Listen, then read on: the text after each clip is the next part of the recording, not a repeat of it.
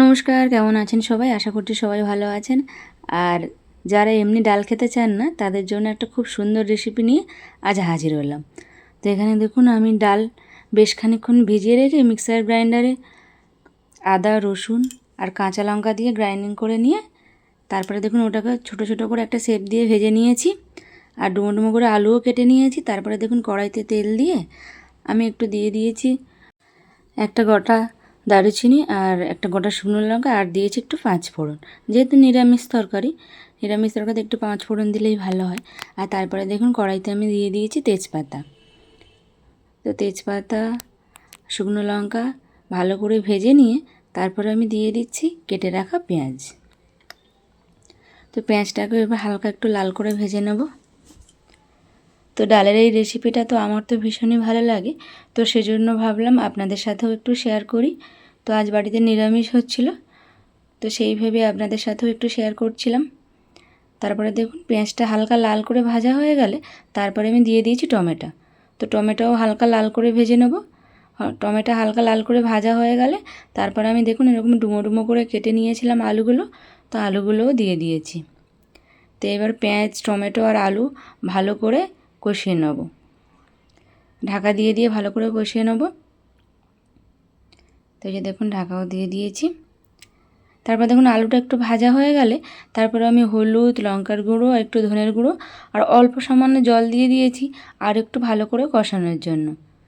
দেখুন অল্প সামান্য জল দিয়ে আমি এবার ঢাকনাটাও দিয়ে দিচ্ছি, বেশ সুন্দরভাবে কষা হয়ে যাবে। তো এই যে দেখুন কি সুন্দরভাবে কষা হয়ে গেছে, আর আমার আলুর গা থেকে তেলটাও অলরেডি ছেড়ে দিয়েছে, মশলাটা সুন্দরভাবে কষা হয়ে গেছে। তো ঠিক এই মুহূর্তে আমি এবারে জল দিয়ে দেবো। তো এই যে দেখুন একদম পুরো তেল ছেড়ে দিয়েছে।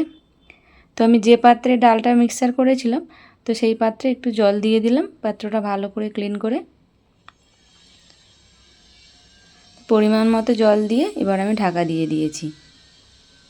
তো জলের পরিমাণটা একটু বেশি রাখতে হবে, পরে আমি আরেকটু জল দিয়েছিলাম। তার কারণ কি, ডালের বড়াগুলো দেওয়ার পরে জল যদি একটু বেশি না থাকে তাহলে ভালো করে মানে ঝোলটা এঁটে যাবে পরে। তো সেজন্য একটু জলটা বেশি করে দিয়ে দিতে হবে। আর তারপরে দেখুন আমি ভিজে রাখা যে বড়াগুলো রেখেছিলাম, বড়াগুলো এবার একে একে সব দিয়ে দিচ্ছি। তো নিরামিষ দিনে আপনারা আমি এখানে পেঁয়াজ ব্যবহার করেছি, তো আপনারা চাইলে পেঁয়াজকে স্কিপ করতে পারেন। তো নিরামিষ দিনে এরকম রেসিপি সত্যি খুব সুন্দর লাগে,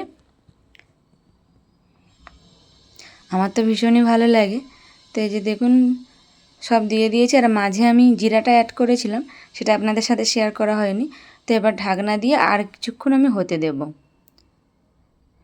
তো ঢাকনা দিয়ে 5 মিনিট হওয়ার পরে তারপর দেখুন ঝোলটা অনেকটা গাঢ় হয়ে এসছে। আর যেহেতু ডালের বড়া দেওয়া হয়েছে একটু ঝোল ঝোল রাখতে হবে, তার কারণ কি ঠান্ডা হয়ে গেলে না ঝোলটা অনেকটা এঁটে যাবে। তো এবার গরম মশলা দিয়ে আমি এবার তরকারিটা নামিয়ে নেব। তো আমি তো আমার মতো করে আপনাদের সাথে শেয়ার করলাম, এই যে গরম মশলা দিয়েও নামিয়ে নিয়েছি। আর আপনাদের যদি ভালো লাগে আজকের রেসিপিটা অবশ্যই লাইক, কমেন্ট এবং শেয়ার করে আমার পাশে থাকবেন এবং আমাকে সাফল্যের পথে এগিয়ে যেতে সাহায্য করবেন। সবাই ভালো থাকবেন, সুস্থ থাকবেন, আর দেখা হবে পরবর্তী পর্বে।